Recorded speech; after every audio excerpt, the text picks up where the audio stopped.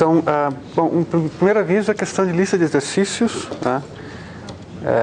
Acho que disseram que é parte fundamental dessa escola que vocês trabalhem, né? E certamente aumenta muito o aprendizado, né? Se você, além de apenas ouvir, você também trabalha um pouco, né? Então, eu estou um pouco atrasado com isso, mas hoje eu vou dar um jeito de deixar uma lista com alguns exercícios. Vão ser exercícios basicamente revisão, algumas coisinhas de mecânica quântica, algumas coisas que eu falei aqui, que eu não provei e que não é difícil de provar, né, para vocês praticarem um pouco de mecânica quântica, e algumas coisas de relatividade também que eu não vou mostrar aqui explicitamente. Então, dependendo dos cursos que vocês já tenham feito, vocês olhem para a lista e já fizeram aquilo, não precisa nem fazer. Mas, para quem não fez um curso completo de relatividade, mecânica quântica, pode ser interessante tentar trabalhar nela.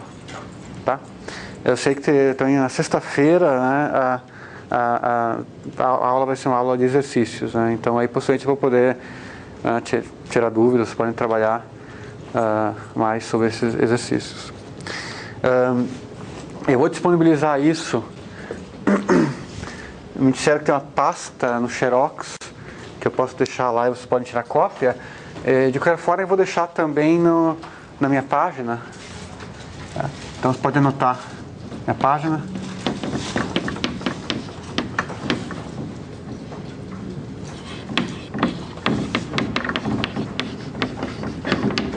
Acho que é sites.googlepages.com/site/meu nome.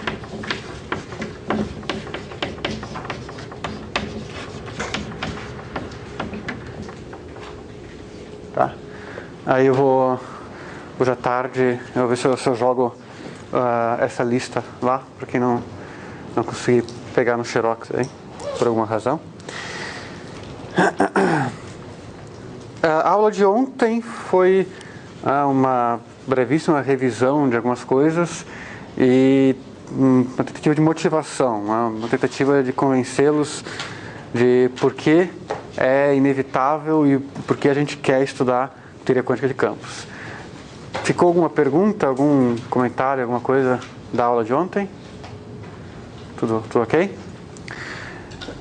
A aula de hoje, e possivelmente pelo menos parte da aula de amanhã, vão ser aulas basicamente de revisão, dependendo de como é a formação de vocês. Ou vai ser revisão de coisas que vocês já aprenderam, ou revisão de coisas que vocês não aprenderam ainda. Eu vou falar muito brevemente das coisas principais que a gente precisa. E as duas delas são óbvias, são mecânica quântica e relatividade. Se eu digo que teoria quântica de campos é a união, digamos, da relatividade restrita e da mecânica quântica, eu tenho que conhecer pelo menos um pouco dessas duas coisas para poder começar a entender teoria quântica de campos. Então eu vou relembrar um pouquinho do que são essas teorias e no meio do caminho vou também relembrar uma série de algumas notações e certas ferramentas matemáticas que eu vou precisar. Muitas das coisas que eu vou fazer aqui em 10 minutos, 15 minutos, foram feitas com mais detalhes no curso de teoria clássica de campos, do professor Rivelis, da primeira escola, que está disponível online, e também quem quiser copiar tem aqui os vídeos, eu posso dar cópia. Então, em várias ocasiões eu vou, entre hoje e amanhã, eu vou dizer, vejam tal aula do curso do professor Rivelis. E quem na verdade dispor do tempo, pode de vez assistir as 3 primeiras aulas do curso dele, que basicamente revisam o núcleo do que eu vou precisar aqui.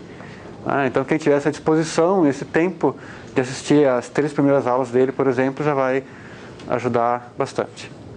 Certo? Outra coisa que eu vou também tocar en passant hoje vai ser a teoria de grupos, que é um elemento, eu considero fundamental na formação matemática de um bom físico, certamente de um bom físico teórico, ele tem que conhecer a teoria de grupos, E também tem o curso de teoria de grupos disponível online. Agora não lembro de qual escola também. Ok. Tudo bem? Esse é o plano para hoje e possivelmente amanhã também. Eu vou mostrar a velocidade e vocês me avisam se eu estou indo muito devagar ou muito rápido, certo? Então, vou começar com o curso de mecânica quântica em 20 minutos. Quer dizer, é só eu citar aqui as coisas fundamentais de mecânica quântica que eu vou precisar.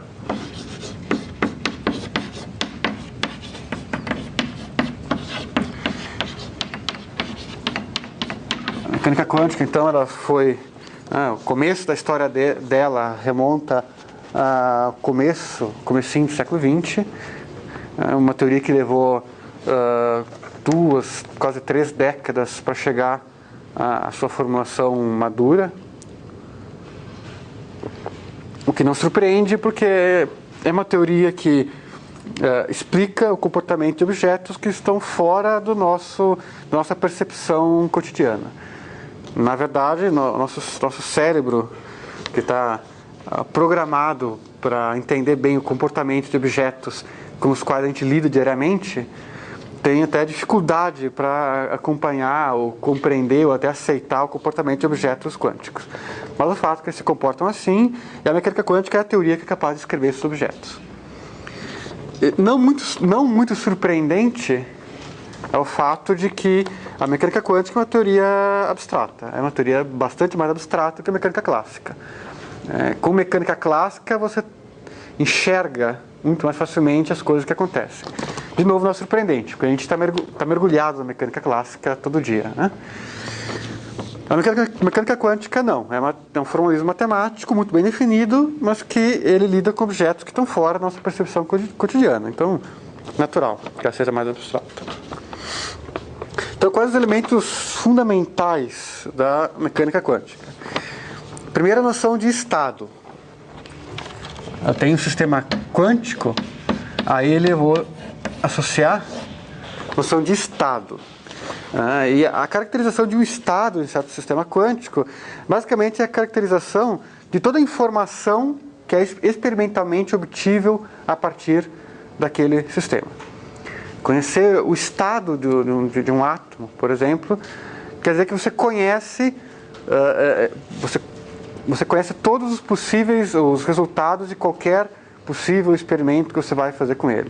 Quer dizer, toda a informação experimental que for possível tirar daquele átomo, você conhece. Então, você conhece o estado dele. Essa é uma forma de dizer o que é estado. E essa ideia, então, esse conceito físico de estado, ele é representado no formalismo matemático da mecânica quântica pela noção de um vetor de estados. Então, a mecânica quântica é uma teoria linear. Ela diz que a cada estado corresponde essencialmente um vetor, na verdade, uma série de sutilezas que eu vou pular aqui, tá? Esse vetor, na verdade, é o que eu chamo de um raio, porque a fase não está definida, mas tudo bem. Deixa assim. Por simplicidade, vamos dizer que é um vetor que pertence a um certo espaço linear vetorial. Então, a álgebra linear é uma ferramenta fundamental para a mecânica quântica, porque a característica mais fundamental, digamos, que é o estado do sistema quântico, é representado justamente por um objeto que é um vetor, que ele pertence a um espaço linear vetorial, que eu vou chamar de H, porque é chamado de espaço de Hilbert, porque ele tem uma série de propriedades que o caracteriza como espaço de Hilbert, que eu não vou citar aqui. Tudo bem? Agora, outra questão essencial é a de observável. Observável é uma grandeza que eu posso, em princípio, medir de alguma forma. Certo? Então, isso são os números, digamos, que eu vou obter de algum experimento. E, matematicamente, eu represento um observável físico por um operador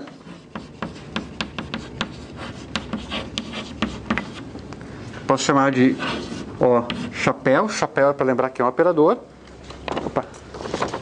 Paulo, tem um turno falou que precisa passar uma lista de presença. Aí você passa. Tá bem. Pede pra eles colocarem o nome e assinatura. Bom, foi pedido para passar uma lista de presença. Eu já vou passando aqui então. Escrevam o nome. Vamos passando, depois passo para frente que eu pego depois. Então, observável corresponde a um operador. Um operador definido em H leva em H. Ou seja, é um operador que pega um vetor, faz alguma modificação nele e dá outro, como resposta, outro vetor que também pertence ao espaço de estados. E a propriedade fundamental desse operador é que ele tem que ser aquilo que se chama de operador autoadjunto ou hermitiano, sendo que hermitiano e autoadjuntos não são sinônimos, mas, de novo, deixando os detalhes técnicos de lado, eu vou tratar como se fossem sinônimos. Então, basicamente, o complexo, o complexo conjugado do vetor, que a gente chama de o adjunto dele é ele mesmo. Essencialmente, isso é a propriedade fundamental que o operador tem que ter para ser um observável físico. Isso aí garante que os resultados experimentais que você obtém são números reais. E é uma coisa, enfim, é um fato físico que qualquer experiência que você vai fazer, por princípio, vai ter que sair um número real. A gente não conhece nenhum aparelho que mede um número complexo. A teoria quântica é uma teoria... escapou o nome agora. Probabilística. Ela muitas vezes não prevê o resultado exato de um experimento, porque um experimento nem sempre, dado o mesmo estado físico, você faz um experimento, nem sempre vai sair o mesmo resultado. Essa é uma coisa das mais perturbadoras da mecânica quântica, mas é um fato. Você tem um sistema quântico, um certo estado físico, você mede a posição dele, dá aqui. Se você, digamos que você possa voltar no tempo, repetir o experimento, exatamente as mesmas condições, exatamente no mesmo estado físico, a posição vai dar aqui. Repete, vai dar aqui. E assim por diante. Então, na verdade, o que você prevê é a probabilidade de encontrar tal valor para a medida que você está fazendo. Em outras palavras, o máximo que você consegue fazer na realidade é você, por exemplo, repetir muitas vezes um experimento e achar o valor médio daquela grandeza que você está medindo. Então, isso leva à ideia de valor esperado.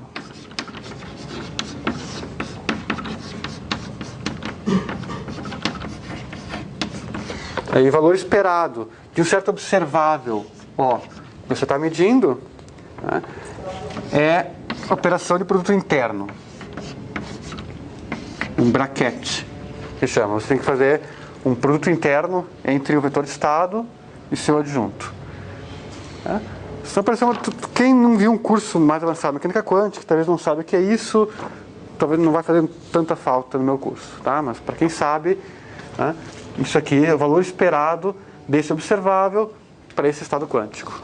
Se você repetir a operação de medir esse observável muitas vezes, esse aí vai ser o valor esperado, o valor médio que vai sair daí. E por fim, também vou falar da questão da evolução temporal. O sistema quântico evolui com o tempo. Então, os resultados das medidas mudam com o tempo e tem que ter uma coisa que controla isso. E quem controla a evolução temporal na mecânica quântica é um operador especial que é hamiltoniano.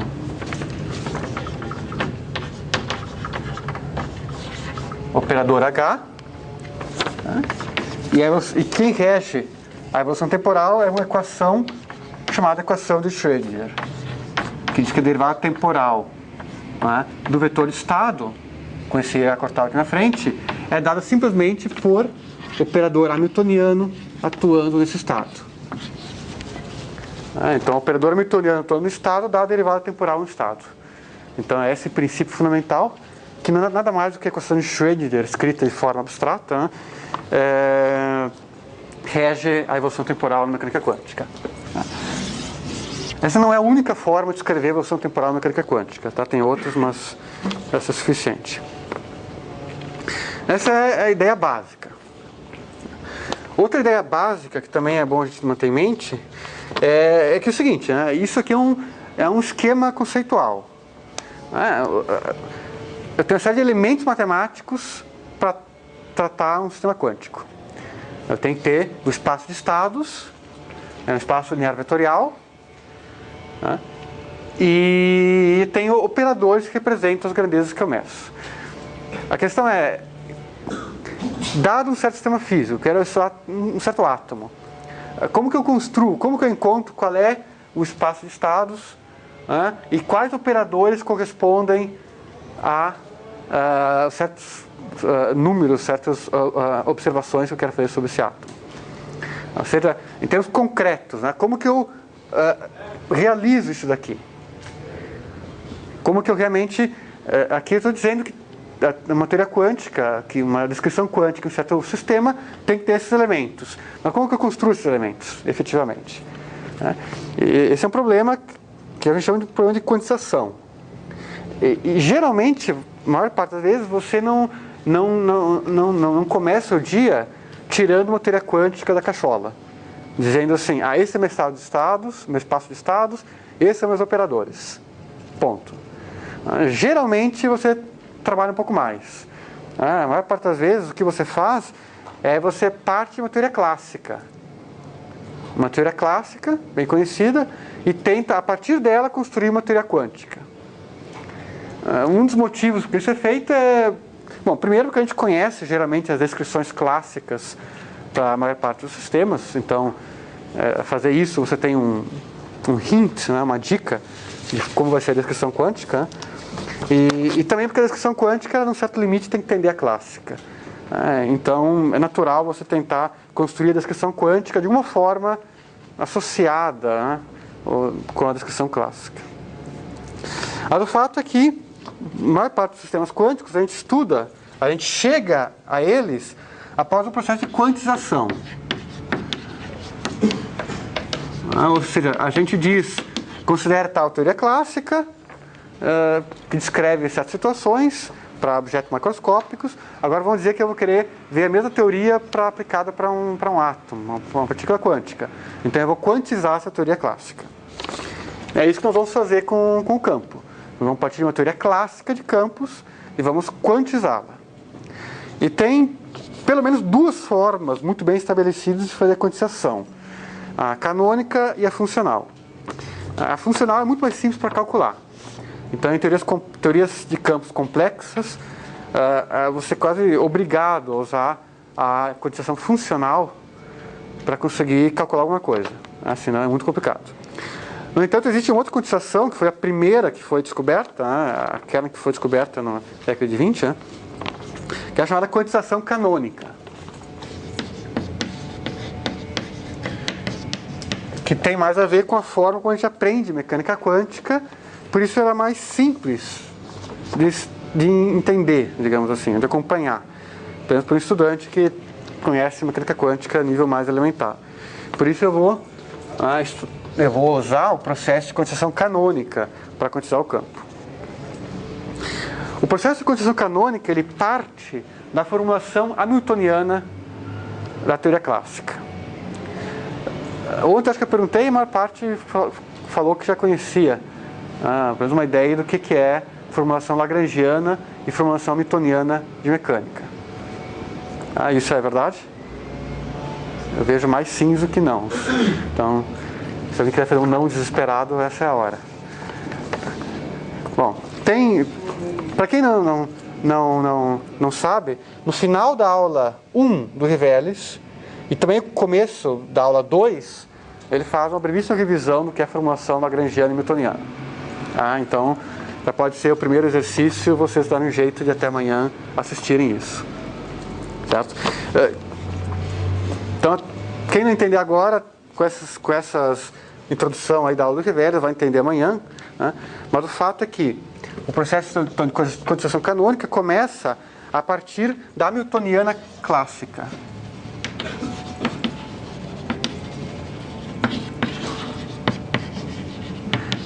A hamiltoniana clássica é uma função H, e ela é função das posições que eu represento por QI, né, onde I é o índice de posição, pode ser x1, x2, x3, né, mas um dos poderes do formalismo é que não precisa ser só uma posição cartesiana. Pode ser θ1, θ2, θ3, pode ser quaisquer coordenadas que eu use, né, para escrever o sistema. Das posições e dos momentos. Onde, de novo, esses momentos podem ser o momento linear, né, px, py, pz, mas podem ser também coisas mais gerais. Por exemplo, momento angular, se eu estiver lidando com ângulos, assim por diante. O fato é que eu sempre tenho coordenadas e momentos associados a ela.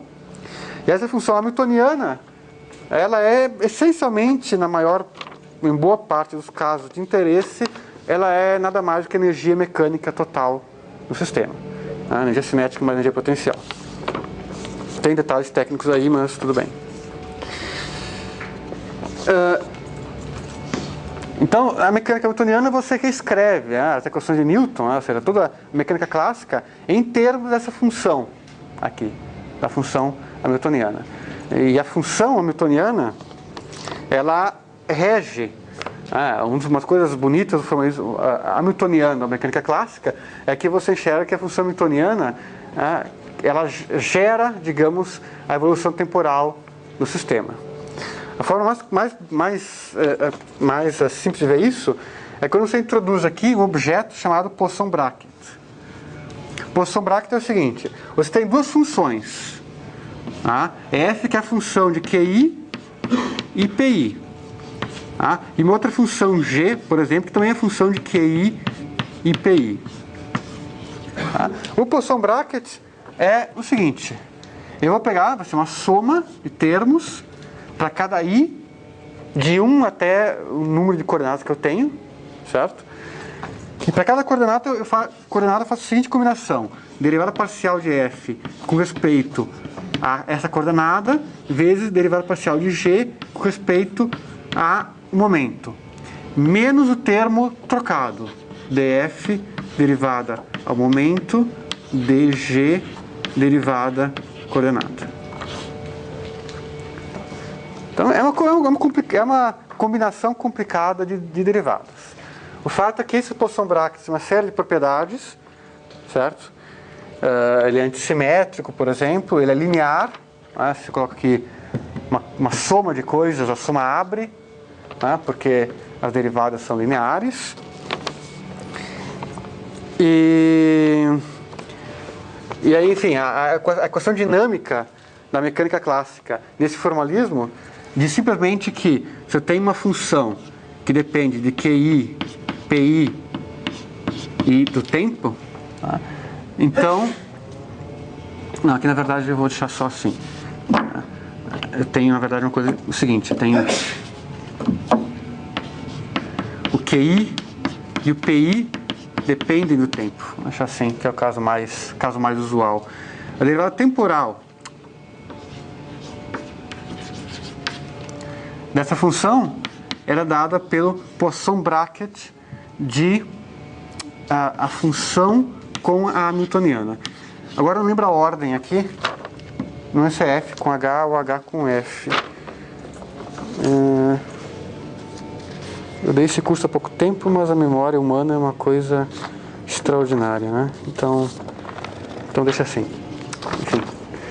Então quer dizer que tem um sinal mais ou menos aqui, não lembro agora. Então a função hamiltoniana, ela controla a evolução temporal através desse Poisson bracket.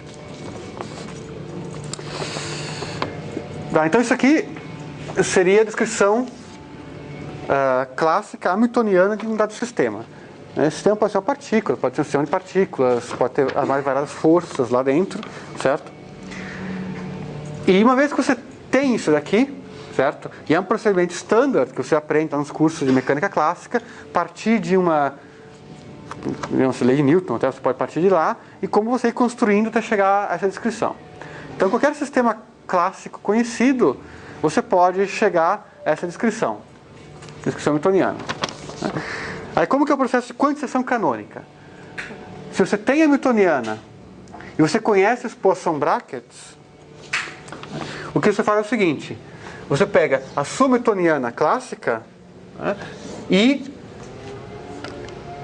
Desculpa, deixa eu mudar a ordem aqui porque eu estou falando as coisas. Você pega as coordenadas e os momentos clássicos e promove eles a operadores QI chapéu, PI chapéu. Então a receita é, para cada coordenada, cada momento da descrição clássica hamiltoniana, você vai ter que ter um operador coordenada e um operador momento, que vai estar associado a eles na descrição quântica. Esses vão ser operadores que atuam em algum espaço de estados que você vai ter que construir. O operador hamiltoniana, a função hamiltoniana, eu também vou promover ela a um operador hamiltoniano. Simplesmente pegando essa função que eu tenho, e onde aparece QI, vou substituir por QI chapéu.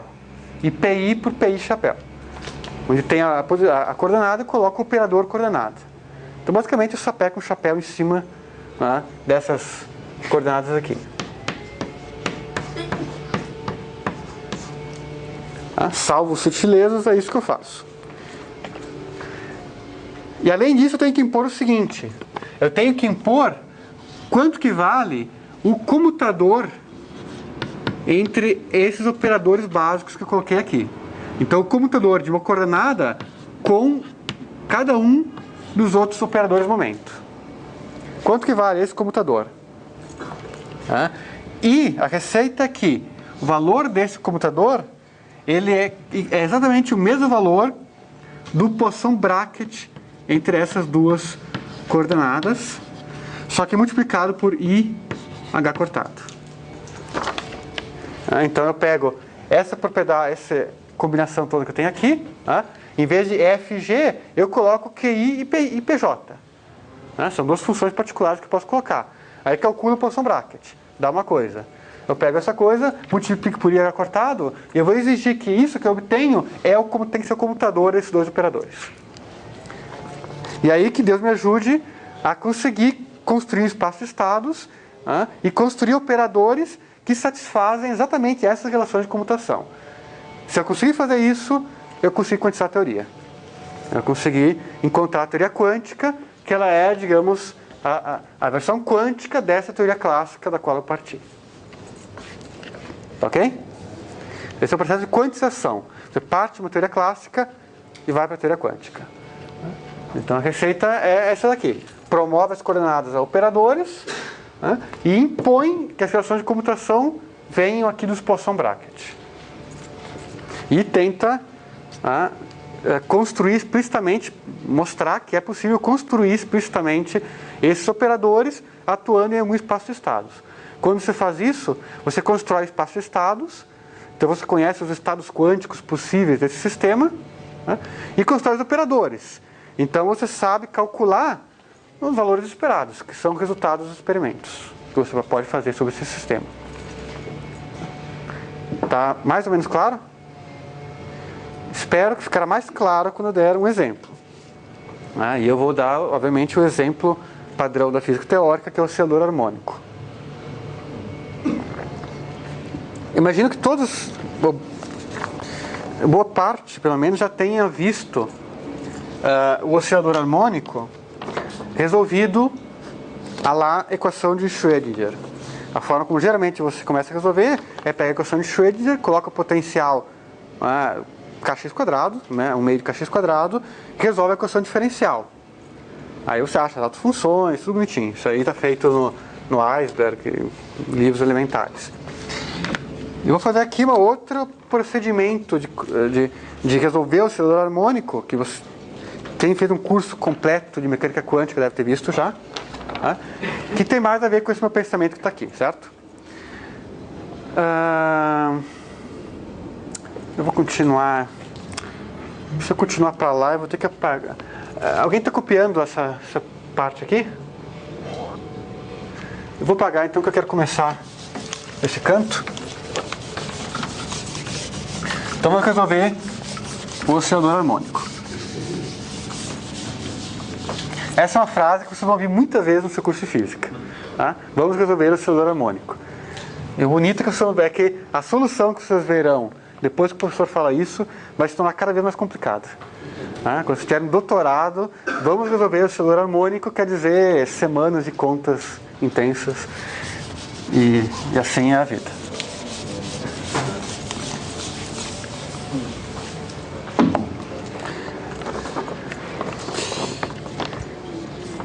Então, como que é o oscilador harmônico em uma dimensão?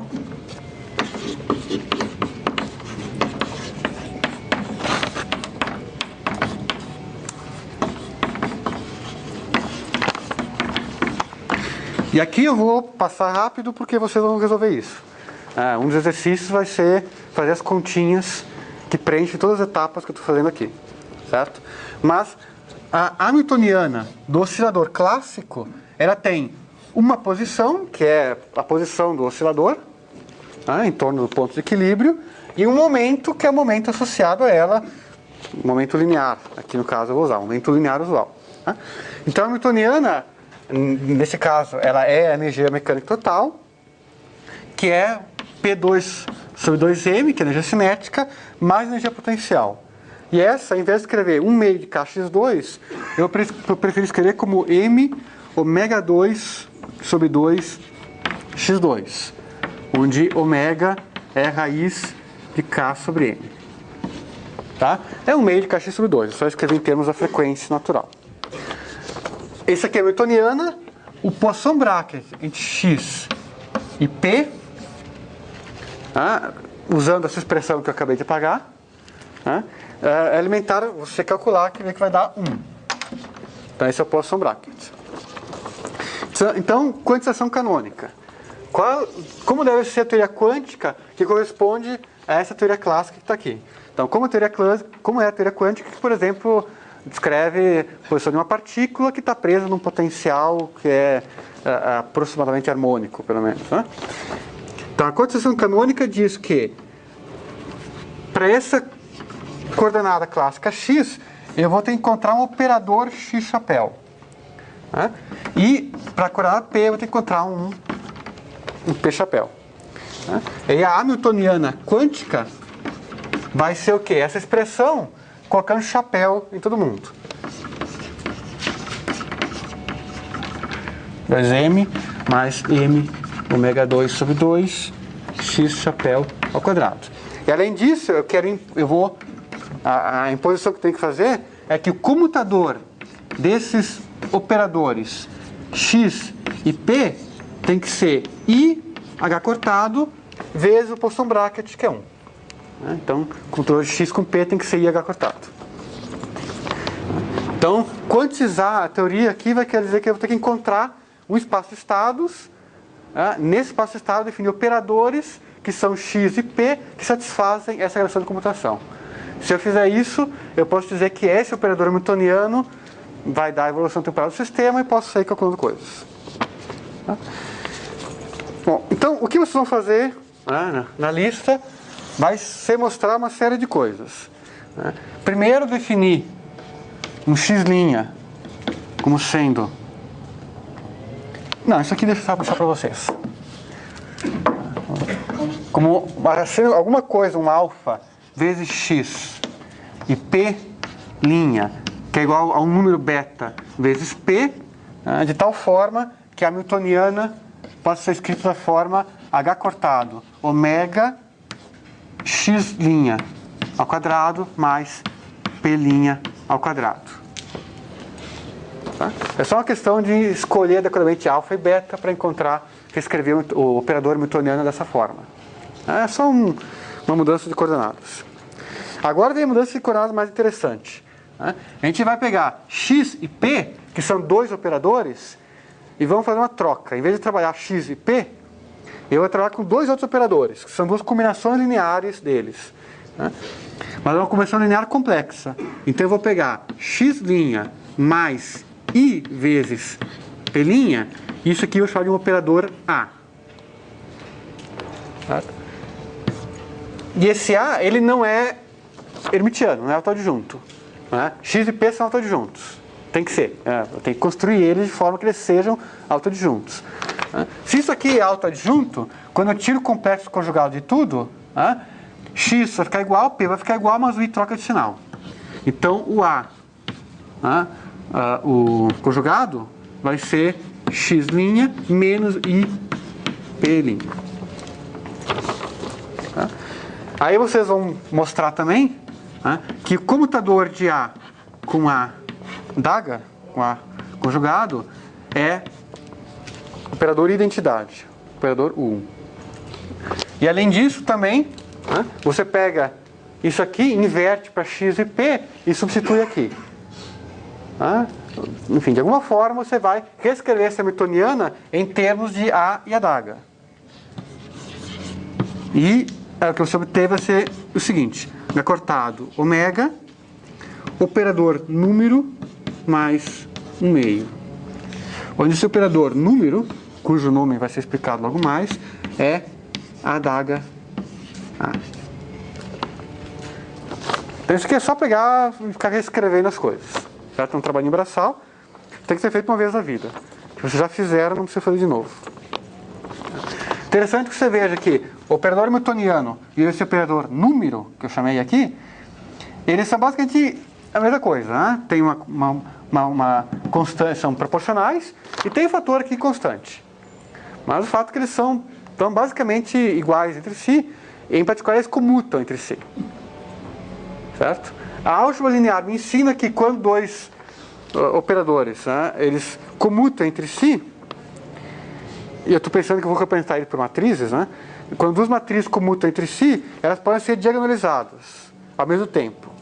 Ou seja, eu posso escolher uma base no espaço de estados em que tanto H quanto N são diagonais.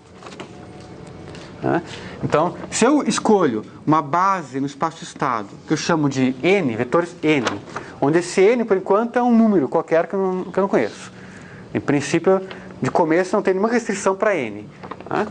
Eu só digo que N, ele é o autoestado do operador número. Ou seja, número atuando nesse vetor tem que dar N vezes o vetor. Se isso aqui vale, então, obviamente, a hamiltoniana aplicada em N é igual a H cortado ômega N mais 1/2 N. Então, um autoestado de N é um autoestado de energia também. Então, esse aqui é o valor da energia para esse estado. E a energia ela é basicamente proporcional a N. Ela cresce quando N cresce e decresce quando N decresce. Tudo bem? Aí vem, você tem que trabalhar um pouquinho, aqui é um pouco de... Por enquanto é só definição, né? Agora que vem a engenhosidade de quem bolou essa história toda. É realmente conseguir construir esses operadores de forma explícita.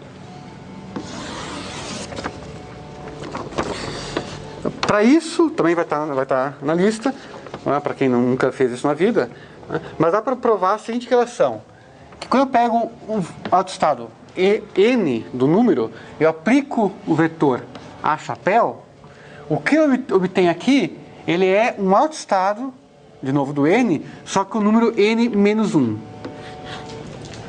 E aqui tem uma constante, uma normalização que é raiz de N. Então, quando eu aplico o A dagger nesse cara aqui, ele vira essencialmente o N menos 1. Então, você basicamente pega um autoestado e leva ele no que está uma unidade abaixo. Ele desce o autoestado. E o A dagger pega o N e ele sobe o autoestado.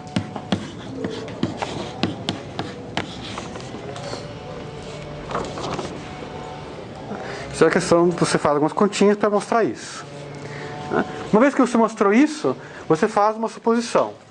Você supõe que o sistema...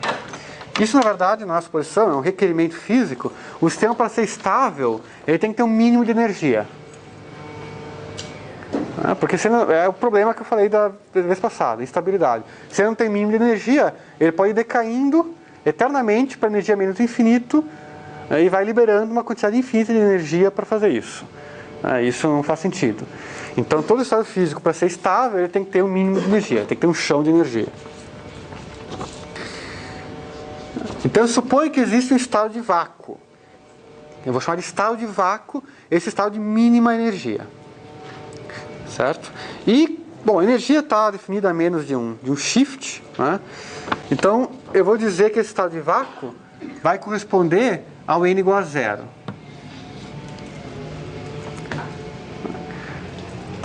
Então, se esse aqui é o mínimo de energia, se eu pego esse estado, o n igual a 0, que eu suponho que será o mínimo da energia, e tento aplicar um A daga, um operador que desce o número, né? Esse operador desceria o número. Só que não pode descer, porque esse já é o mínimo. Então, o que vai dar aqui do lado? Vai ter que dar 0. Vai ter que dar o vetor 0, vetor nulo. Tá? Cuidado, não é o vetor de nível n0. É o vetor 0, vetor nulo. Então, eu faço a suposição de que existe esse estado de vácuo, e esse estado de vácuo tem que satisfazer isso daqui. Com esse estado de vácuo satisfazendo isso daí, aí eu posso mostrar que, primeiro, esse n aqui tem que ser inteiro. Porque se ele não for inteiro, for tipo 1,5, eu aplico A uma vez, esse vai para 0,5. Aplico A de novo e iria para menos 0,5. Mas não pode, porque n igual a 0 é o mínimo. Então o n tem que ser inteiro. E além disso, dá para mostrar que se eu pego esse vácuo e aplico o operador A dagger, isso aqui vai dar exatamente, o 0 vai subir, vai dar 1, vai dar o vetor estado n igual a 1. Se eu aplico a dagger de novo, então pego o vácuo e aplico o A dagger duas vezes, eu subo mais uma unidade. Só que vai ter uma raiz de 2 aqui. Então vai dar a raiz de 2, o estado n igual a 2. E assim por diante. Então, ou seja, para qualquer n inteiro, esse estado, eu construo ele explicitamente aplicando o operador A daga n vezes, tem que dividir aqui por uma normalização, que vai dar um n fatorial, aplicando o estado de vácuo. Então eu construo explicitamente todos esses estados. Então eu consigo construir todos os espaço-estados. Todos os estados do Hamiltoniano eu conheço. Eles são numerados por esse número inteiro aqui, n, que vai de 0 até infinito. Eu construí eles explicitamente. Construídos esses estados explicitamente, eu consigo encontrar, por exemplo, as matrizes que representam os operadores A e A daga nesse espaço. Basta para isso pegar daqui e mostrar que o elemento de matriz... Eu estou muito alto aqui, né? Eu não esqueço que eu não posso escrever tão alto. O n' A, n, esse elemento de matriz é a raiz de n, uma delta de n', n. Tá? E o elemento de matriz do A daga é a raiz de n mais 1, delta, aqui, perdão, aqui é menos 1, e aqui n', n mais 1. Esse elemento de matrizes aqui, escrito em termos de matrizes, explicitamente, o A vai ser a matriz que tem, aqui é 0, 0, 0, aqui vai ser 1, 0, 0, 0, assim por diante. Aqui vai ser 0, raiz de 2, 0, 0, assim por diante, 0, 0, raiz de 3, 0, assim por diante. Então, seria, a diagonal principal ela é 0, e a diagonal embaixo é 1, raiz de 2, raiz de 3, raiz de 4, assim por diante. É uma matriz infinita, porque tem infinitos estados, tem dimensão infinita. O A daga vai ser a matriz 0, 1, 0, 0, assim por diante, 0, 0, raiz de 2, 0, assim por diante, 0, 0, 0, raiz de 3, assim por, 0, assim por diante. Então, matriz diagonal 0, e a matriz, a diagonal acima é 1, raiz de 2, raiz de 3, assim por diante. Oi. Não tem que ser ao contrário? Eu estou fazendo aqui... Deixa eu ver, eu fiz uma besteira, eu escolhi o n correndo aqui, e o n' correndo aqui. Então vamos ver. O n' tem que ser n menos 1. Ou seja, o n' tem que ser 1 menor, é até ao contrário. Tudo bem. Então isso se corrige. É verdade. Tá, agora está correto, né? Tá. Então você escreveu explicitamente esses vetores, essas matrizes. Conhecendo essas matrizes, você pode facilmente encontrar x' e p'. É só resolver, inverter isso daqui. Então, conhecendo essas matrizes, eu conheço explicitamente as matrizes que representam esses operadores. Voltando aqui atrás com essa transformação, eu encontro então as matrizes que representam x e p. E aí na questão de multiplicação de matrizes, mostrar que a relação de comutação de x com p vai ter que dar exatamente i h cortado. Tá? Esse i h cortado vai vir daqui de dentro, desses alfa e betas, porque aqui não tem nenhum h cortado, nada. Então vai vir quando você voltar para a variável x e p. E aí tá ótimo. Você tem espaço-estado, já todo construído direitinho. Você tem a representação dos operadores x e p como matrizes. E aí é questão de fazer contas para tirar os resultados que você precisa. Então você provou que é possível realizar esse procedimento de quantização realizando de forma construtiva. Você construiu a teoria quântica que tem que obedecer essas relações que está aqui. Tá? Então, dessa forma você resolveu o oscilador harmônico. Tá? Para mostrar que isso aqui tem a ver com a... Não, eu não vou mostrar isso aqui porque minha revisão já passou mais tempo do que eu queria. Vou deixar isso aqui como exercício também.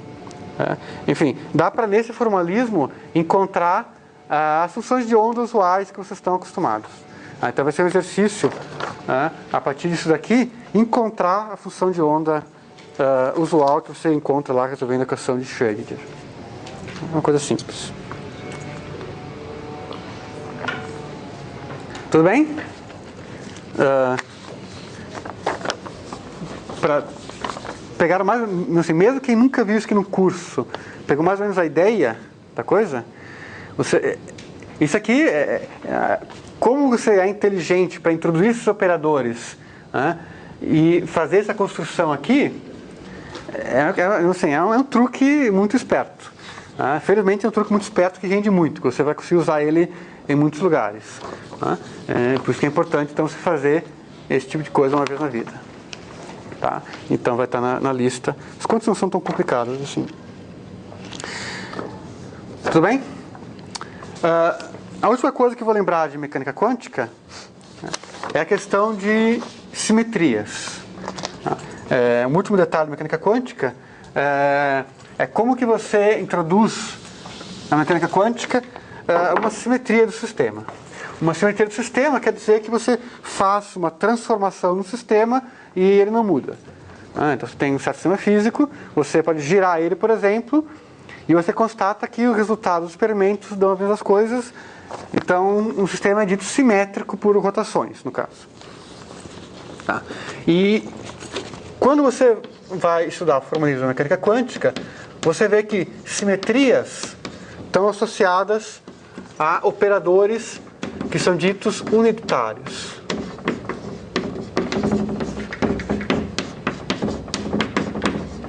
Então toda transformação de simetria ela tem que estar associada no formalismo quântico a um operador que ele é unitário.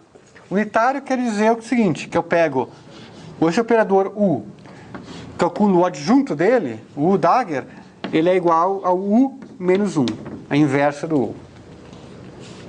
O seu adjunto é o seu inverso. Certo? E o que faz esse operador? Ele faz o seguinte, digamos que eu tenho um certo estado quântico, psi. Esse estado representa o sistema para mim. Aí eu aplico a transformação no sistema, giro o sistema, por exemplo.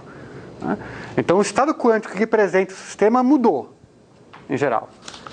Então esse estado quântico muda para um estado psi', que é dado por U aplicado em psi.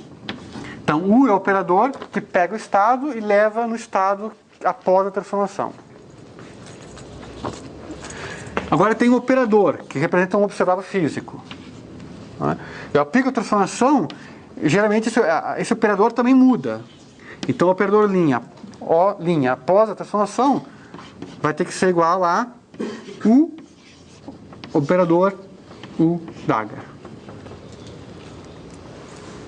Então também o operador U leva um observável no observável depois da transformação. E por que as coisas são feitas assim?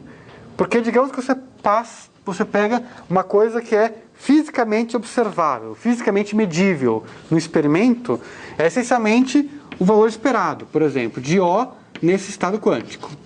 É isso aqui que você vai tirar realmente do laboratório, o valor esperado. Você não tira diretamente o estado, o psi, não tira diretamente o observável, o operador, você tira o valor esperado, é o número que você obtém. Quando você fala transformação, isso aqui vai se transformar em quê? Em psilinha, O'linha, psilinha. E o que é isso?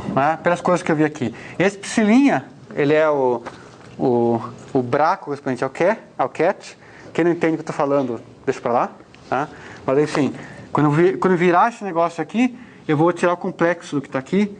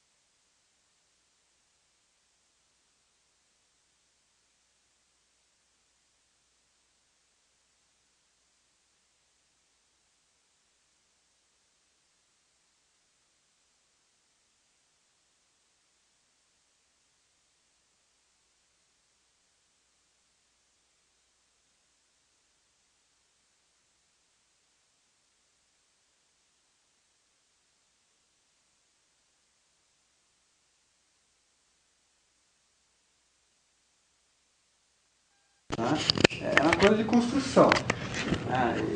E isso aqui é um truque, então não tem muito como...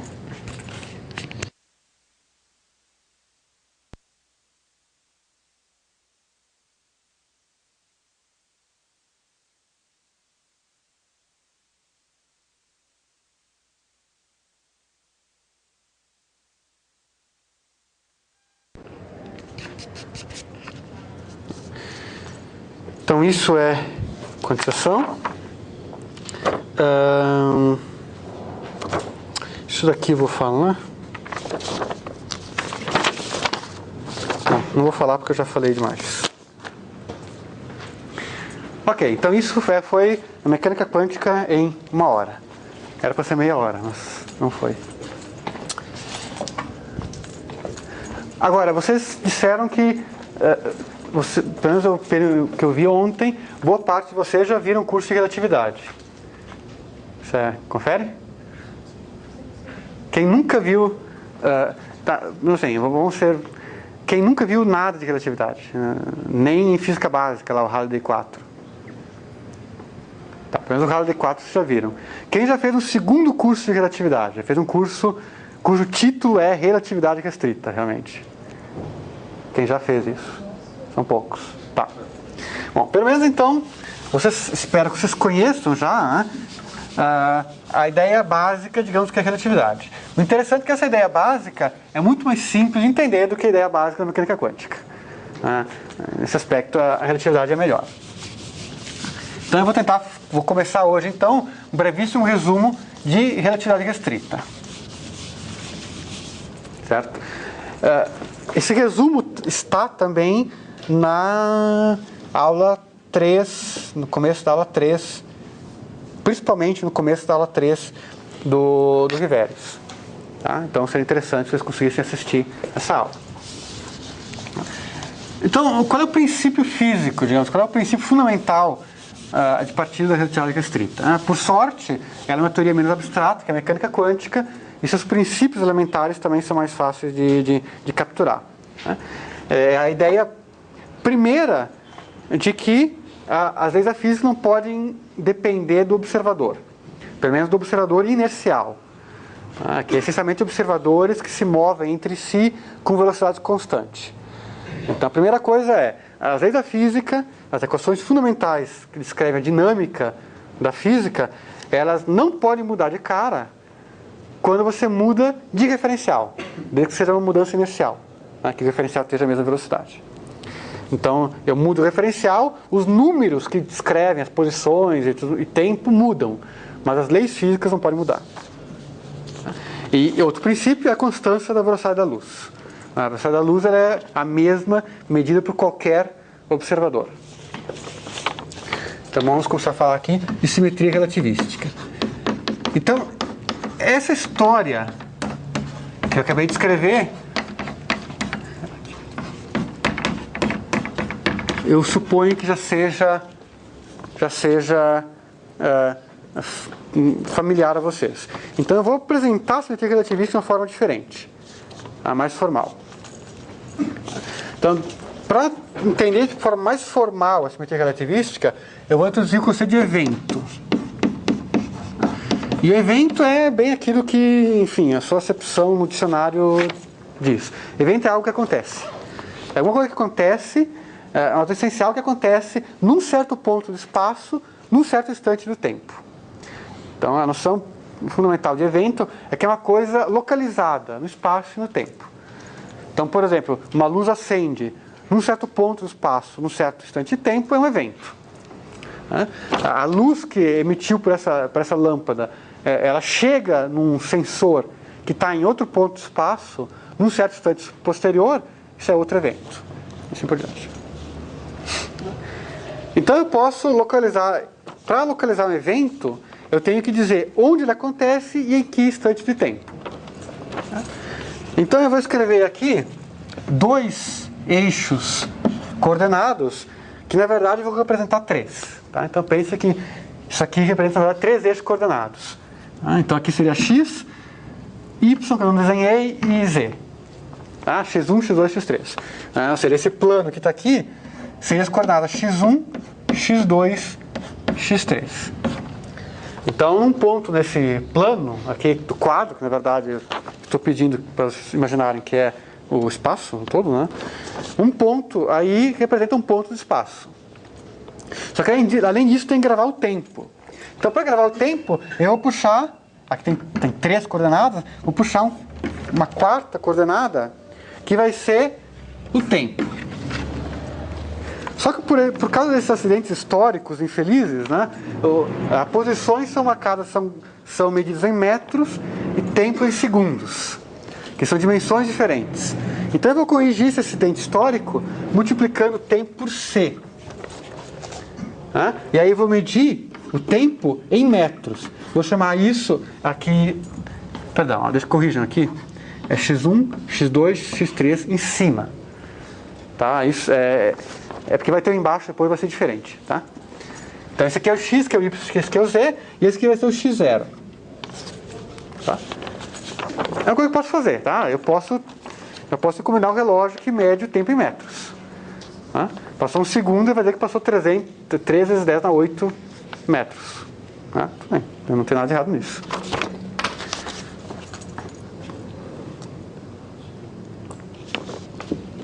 Tá? Então, quando eu tenho algum evento, alguma coisa que acontece aqui, eu posso fazer as projeções desse evento aqui nesses 4 eixos.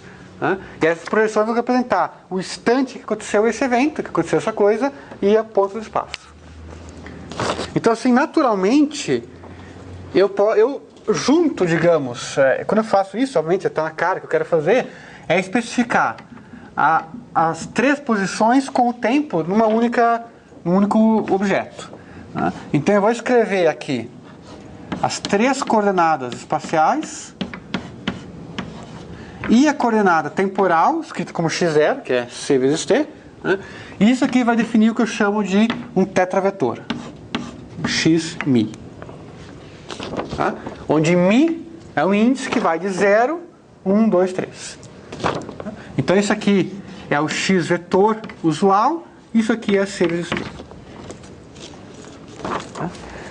Para quem pensou mais a fundo relatividade restrita, isso é muito natural, porque a grande ideia, digamos, que foi trazida, que está por trás da relatividade restrita, a grande moral da história, digamos, da relatividade restrita, é que o tempo está em pé de igualdade com o espaço. Não pode ser mais uma coisa distinguida. Ele está em pé de igualdade, então nada mais natural do que juntar ele com a turma. Eu coloco o tempo aqui junto com todo mundo, isso é um tetravetor. Eu vou definir agora o seguinte: eu posso ter um evento aqui, eu posso ter outro evento aqui, que acontece num instante diferente, em posições diferentes. Tem 2 eventos. Eu vou definir o intervalo entre esses 2 eventos. Esse intervalo vai ser ΔS², que vai ser o quê? x0 menos x0' ao quadrado. Pego a diferença dos tempos entre eles, leva ao quadrado, menos o x vetor quadrado menos x' vetor ao quadrado. Isso aqui é simplesmente C2 T0 menos T0' ao quadrado menos x vetor menos x vetor' ao quadrado. Isso é um intervalo. Esse sinal menos aqui, ele está aí mesmo. E agora, então, feito isso, eu posso enunciar a relatividade restrita de outra forma. O primeiro princípio permanece o mesmo. As leis da física não dependem do observador. Então, se eu sou um observador, eu olho os eventos, eu dou coordenadas para esses eventos. Se eu monto num outro referencial que se move com velocidade constante em relação àquele primeiro, esses números aqui vão mudar. Então vai ter uma transformação que vai mudar esses números.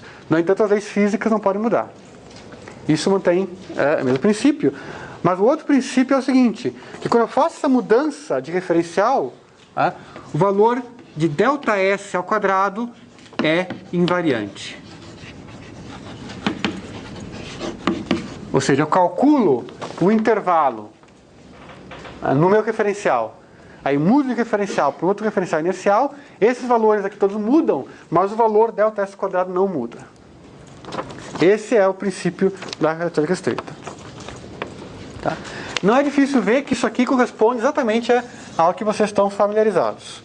Certo? Então, por exemplo, a seguinte experiência. Eu tenho aqui o referencial X, aqui eu tenho o observador O. Esse observador O tem uma lanterna. E aqui tem um fotossensor que vai acender algum sinal aí quando chegar a luz aqui, né? E a distância aqui é L. L, conforme medido por esse camarada. Certo? Então, o evento 1, vamos colocar aqui, o evento 1 é o seguinte, ele acende a luz. Tá? E esse evento 1 acontece em T0 igual a 0, né? E x vetor igual a 0. Tá? Ou seja, ele está sentado na origem, e aí em T igual a 0 ele acende a lanterna. Esse é o evento 1. É um evento, ele acontece num ponto específico, num instante específico. O evento 2, né, é o quê? É quando a luz chega aqui, ela acende algum sinal. Então esse é o evento 2. Tá? Acendeu o sinal no fotossensor. Esse evento acontece quando? Bom, como a luz tem velocidade c, para esse camarada que está aqui, né, isso que vai acontecer em T0, em T final, né, igual a L sobre C, né, e em x igual a L. Certo? Y e z continua sendo 0. Tá? E aí esse camarada vai e calcula ΔS quadrado. ΔS quadrado vai ser C. Como T0 é 0 e x0 também é 0, né? Vai ser simplesmente C, T2 menos x, 2. Tá? Agora T é L sobre C, x é L, então isso aqui vai dar 0. Então o intervalo entre esses dois eventos é 0. Agora, a mesma experiência ela é acompanhada por um outro observador que está aqui, tá? Que vai ser o O'. Para ser democrático, vamos dizer que é uma observadora. Tá? E eles se programam para que, no instante T0 igual a 0, em que o O acende a lanterna, né, ela está exatamente no mesmo ponto que ele. Eles estão exatamente um ladinho do outro. Então, para essa observadora aqui, também o T0' é igual a 0 e o x0' também é igual a 0. Isso eu sempre posso montar desse jeito, né? Só que vocês sabem, né, que o segundo evento que está aqui, essa observadora se move com velocidade v naquela direção, né? Ela não vai concordar, né, de que o instante em que isso aqui acontece é L sobre C, nem que a distância, né, entre esse ponto aqui e o ponto em que esse camarada acendeu é L, porque tem contração dos espaços e tudo mais, né? Então, ou seja, para ela, isso acontece em algum T', em alguma posição x', que eu posso calcular lá usando a relatividade. O que é interessante é que, se ela for calcular o ΔS' ao quadrado, isso que vai ter que ser o quê? C T' ao quadrado menos x' ao quadrado. Só que a velocidade da luz tem que ser o mesmo para essa observadora. Então, para ela, a luz também tem velocidade c. Então, para ela, o T' vai ter que ser necessariamente o quê? X' sobre c. Então, ou seja, isso aqui vai dar 0 de novo. Então, só para mostrar que o fato de que a velocidade da luz é a mesma para todos os observadores é o que está por trás, é o equivalente a esse requerimento, que ΔS2 é invariante. É uma forma diferente de dizer as coisas. Oi. É C quadrado dos dois casos, né? C quadrado, muito bom. Exatamente. Tá claro? Então, vamos alcançar um grau de maturidade maior agora, né? E para a gente, o princípio da relatividade não é mais de que C é o mesmo para todos os observadores. O princípio é o intervalo é invariante, tá? Feito uma transformação de Lorentz. Muito bom. Para continuar, eu quero revisar essa notação. Isso é coisa que eu fiz aqui. Isso eu chamo de notação covariante, né? Ou no formalismo de tensores, tetravetores, assim por diante. Essa notação é um dos casos mais felizes, interessantes em física, em que quando uma notação ela é não apenas inteligente, mas ela está embasada num princípio físico fundamental, né? A introdução dessa notação faz uma diferença brutal. Então, para você tratar a relatividade, A forma como você aprende relatividade no Halliday, né, é uma forma razoavelmente complicada. Se você for tentar trabalhar com eletromagnetismo naquela forma, vai ter uma certa... não dificuldade, vai ter bastante trabalho. Né?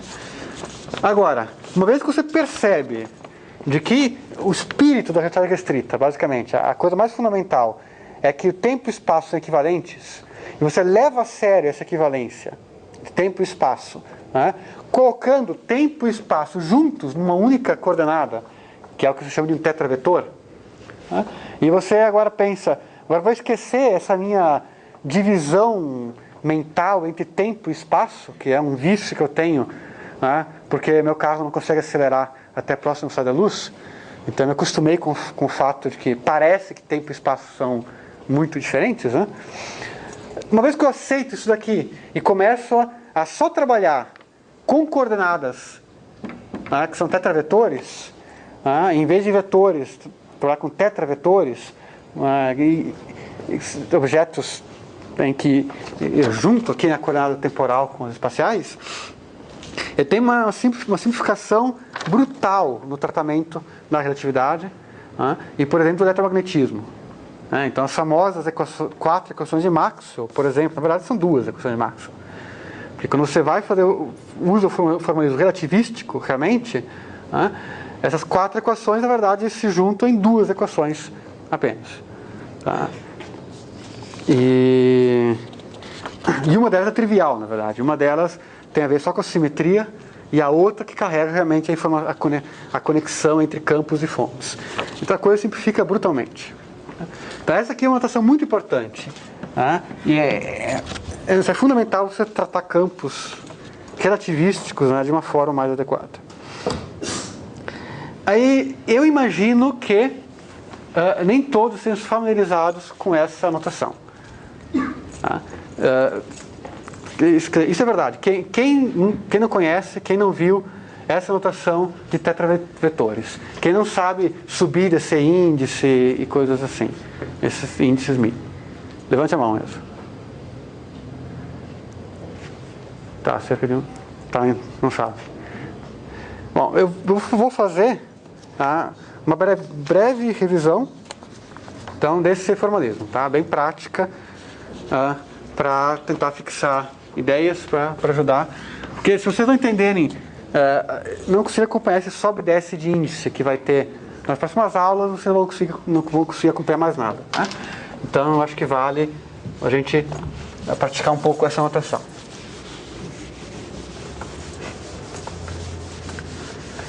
A ideia que está por trás disso é você trata tempo e espaço em pé de igualdade. Então observe o seguinte, né? Esse intervalo que está aqui, escrito dessa forma aqui, parece muito o quadrado de um vetor, exceto por ter um sinal errado aqui. Se eu não tivesse aquele sinal errado, ou se eu me fixo, no caso, por exemplo, o espaço euclidiano de 3 dimensões, né? Se eu tenho um vetor, aqui é o espaço euclidiano. Se eu tenho um vetor R, que tem componentes que eu chamo de x1, x2, x3, né? O quadrado desse vetor, a gente sabe desde muito tempo, é x1 quadrado, mais x2 quadrado, mais x3 quadrado, ou seja, a soma de i igual a 1 até 3 de x i ao quadrado. Eu vou escrever isso daqui da seguinte forma. Ninguém me impede de escrever da seguinte forma. Como uma soma em i e j, de 1 até 3, de xi, xj, eu coloco aqui um g i j. E obviamente para isso aqui que eu quero escrever ser igual a isso aqui, esse g i j tem que ser o quê? Tem que ser 1 se i é igual a j, 0 se i é diferente de j. Tá? Ou seja, esse cara aqui tem 2 índices, então eu posso montar ele numa matriz. Tá? Então isso quer dizer que a matriz G e J tem que ser nada mais do que a matriz de identidade. Tá? E se eu penso também que o vetor R, né, o vetor R, eu posso escrever uma matriz que representa o vetor R, tá, que é uma matriz coluna. Então, obviamente, esse R quadrado que está aqui, né, vai ser o quê? Né? Pega isso aqui e escreve como soma G e J, né, e J, perdão, X I G I J X J. Se eu escrever desse jeito é óbvio, né? Quer dizer, multiplico aqui coluna com linha e aqui linha com coluna. Tá? Então esse R quadrado ele é a matriz R transposta vezes a matriz G e J vezes a matriz R. Tá? Uma matriz coluna, matriz quadrada, dá uma matriz coluna, multiplica por matriz linha, dá um número, que é R quadrado. Tá? Esse R quadrado aqui, ele é chamado norma do vetor. Na verdade, não, desculpa, perdão. Eu posso. Norma do vetor R é simplesmente a raiz quadrada desse quadrado do vetor. Então, o espaço euclidiano é um espaço de vetores que tem norma, né? E a principal propriedade para esquecer uma norma, né, é que ela tem que ser positivo definida.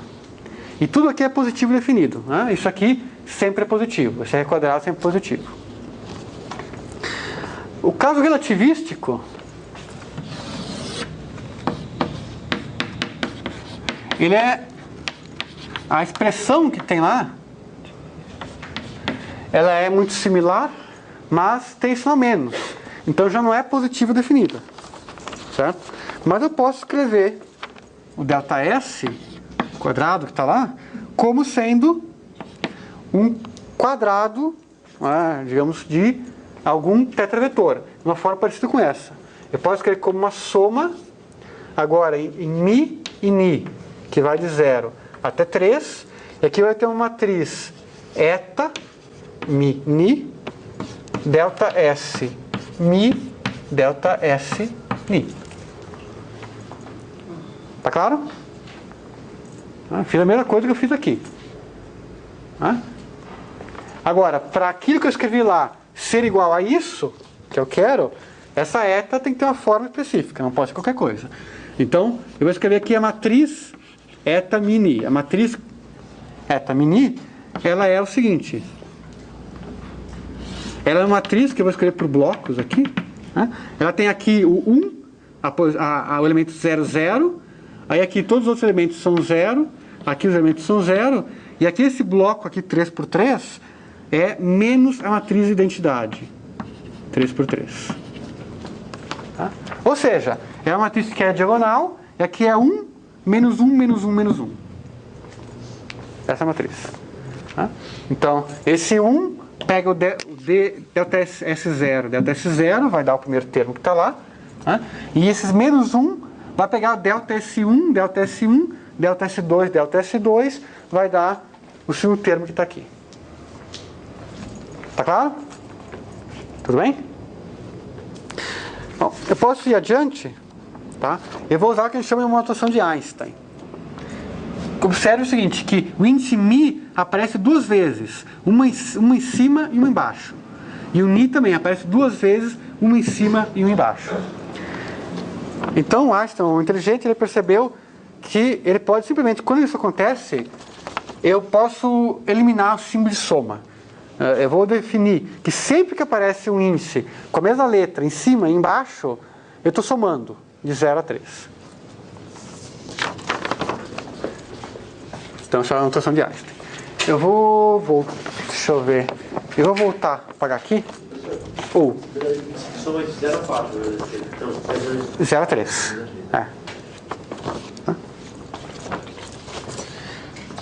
Tudo bem? Ok?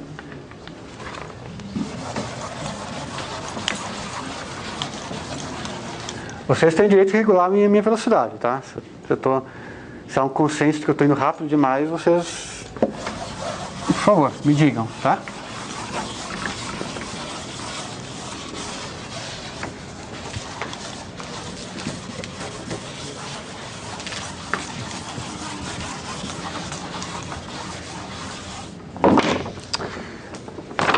Então, inspirado naquilo que está lá, eu vou fazer o seguinte. Se eu tenho um quadrivetor xmi, né? Lembrando que é x0, que é c vezes t, essencialmente, x vetor. Então, eu vou dizer que o quadrado desse vetor, x quadrado, é por aquilo que eu escrevi lá, né? É aquela expressão, só que vezes delta S é a x. Então, o vetor x quadrado vai ser o quê? Eta mini xmi xni. Tá? E conversão de Einstein. Tá? Esse índice aparece em cima e embaixo, repetido, então eu estou somando. Tá? Ou seja, o que é isso daqui? Isso aqui é eta 00, x0, x0, mais eta 01, x0, x1, mais assim por diante. 01, 02, 03, 1, 0, 1, 2, assim por diante.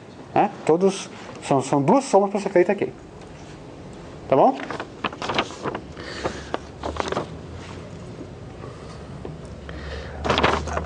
Agora eu vou fazer o seguinte, ó. Considera o que aparece aqui. Esses dois termos que aparecem aqui.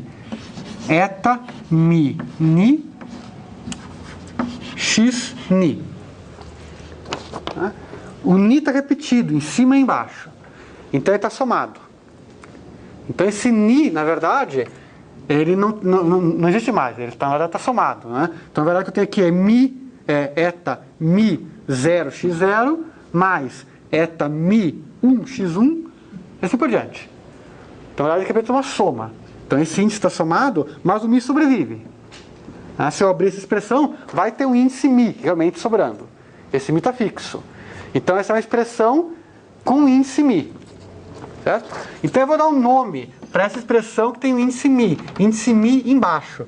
Eu vou dizer que isso aqui é o x com índice ni embaixo. Ni. Lembre-se. Oi? Mi, verdade. Perdão. Índice mi embaixo. Quem lembra do Monty Python?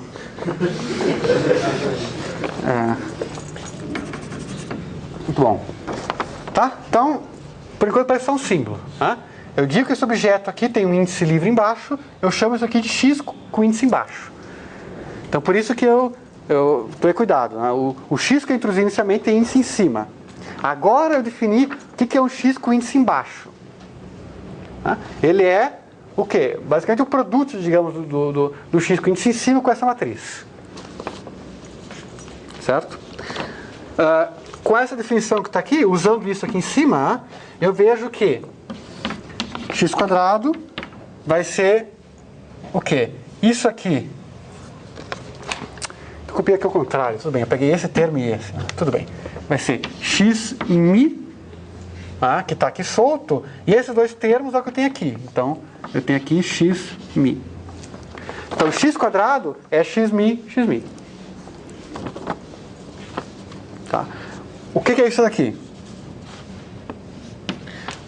É x0, né? Está somando, mais x1 mais mesma coisa para 2 e para 3.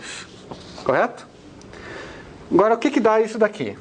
Bom, por aqui, como que é a matriz, então, assim, o xmi com índice embaixo, como que ele é explicitamente? Tá? Se o xmi com índice em cima é x0 e x vetor. Certo? Então, o componente 0 do xmi embaixo vai pegar o quê? A matriz x, o eta 0, 0, x0.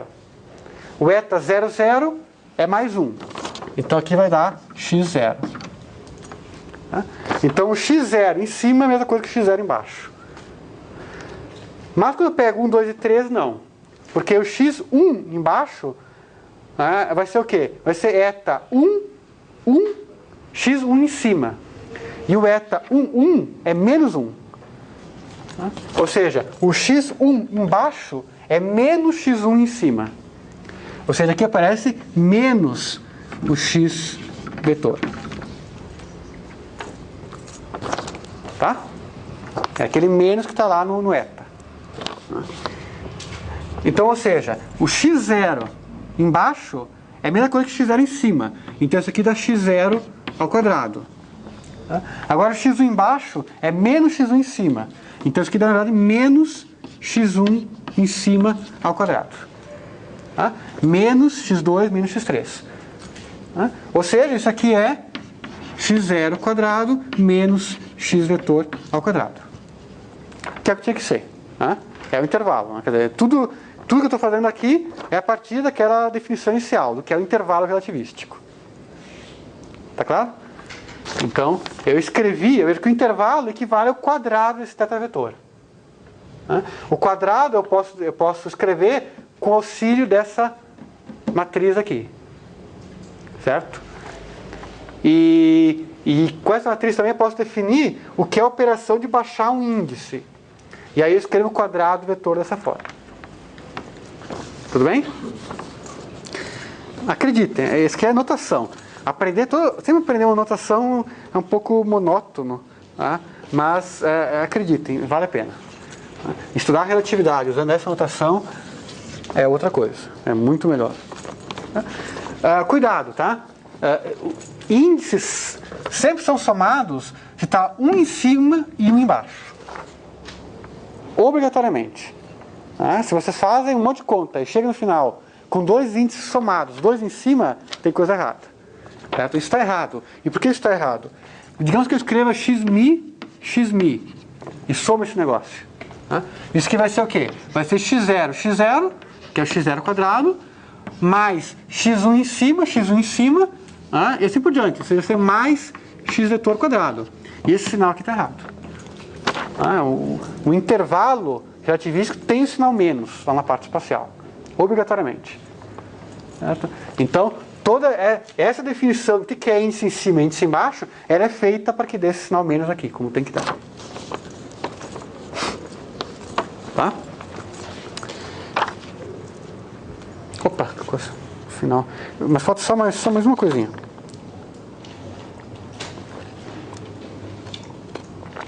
Um parênteses, né? Em alguns livros antigos vocês vão encontrar que ao invés de introduzir esse eta, esse tipo de operação aqui, as pessoas antigamente gostavam de usar o tempo como variável, colocavam o tempo como uma variável complexa, imaginária. Colocavam um i na frente do tempo. Tá? E era assim que quando elevava ao quadrado eles conseguiam fabricar uma diferença de sinal. Então em alguns livros antigos eles usam esse formalismo do tempo complexo. É equivalente, digamos, mas depois que a gente aprende mais a matemática que está por trás, isso aqui é muito mais natural. Tá? Principalmente porque, e agora, enfim, um pouco de cultura geral, né? Não vou falar disso, mas o eletromagnetismo é uma teoria fantástica, porque é uma teoria relativisticamente invariante descoberta antes da relatividade. Então ela era relativística antes que as pessoas soubessem o que era relatividade. Na verdade, ela inspirou a relatividade. A gravitação de Newton, não. Ela não é relativística, ela não respeita a relatividade restrita. E compatibilizar ela com a relatividade foi uma tarefa que não foi nada simples. Na verdade, o Einstein trabalhou mais de 10 anos para tentar encontrar uma teoria de gravitação que fosse compatível com a relatividade restrita. E essa foi talvez a maior obra dele, foi conseguir descobrir isso. Tá? E a forma como se coloca a gravitação de uma forma relativística é justamente com esse tipo de formalismo. Tá? Só que agora em que esse eta que está aqui não vai ser mais uma matriz constante, bonitinha, que nem aquela que está lá. Tá? Vai ser o que chama de uma métrica mais complicada. Tá? Então, por isso que modernamente, esse é o formalismo mais adequado para você tratar relatividade. Até porque ele é que tem mais paralelo com o que é a teoria da relatividade mais completa, que é a relatividade geral, que inclui gravitação.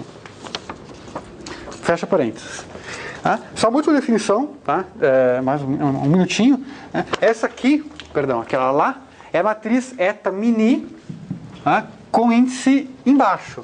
Eu vou definir também uma matriz eta mi com índices em cima, que vai ser a mesma, na verdade.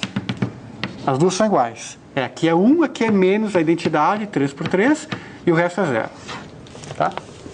É a mesma matriz. E eu defini isso aqui desse jeito porque essa matriz é a inversa daquela. Tá? Ou seja, eta, se você pega a matriz eta mini embaixo, multiplica pela matriz eta mi rho em cima, tá? Ou seja, multiplicação de matrizes, você, aquela matriz tem dois índices, você multiplica um índice, tá? Que é o índice de coluna da primeira matriz com o índice de linha da segunda. Tá? Então tem que sobrar dois índices livres. Tá? E aqui eu tenho dois índices contraídos, tá? Então estão somados, e dois índices livres, mi e rho. Então isso aqui realmente posso representar como uma multiplicação de matrizes. Tá?